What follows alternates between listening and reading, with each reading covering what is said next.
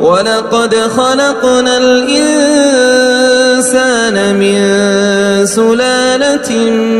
من طين